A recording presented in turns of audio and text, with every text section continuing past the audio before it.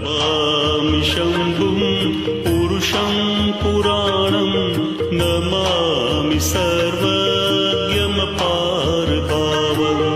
नमामि रुद्रं प्रभुमक्षयन्तं नमामि शर्वं शिरसा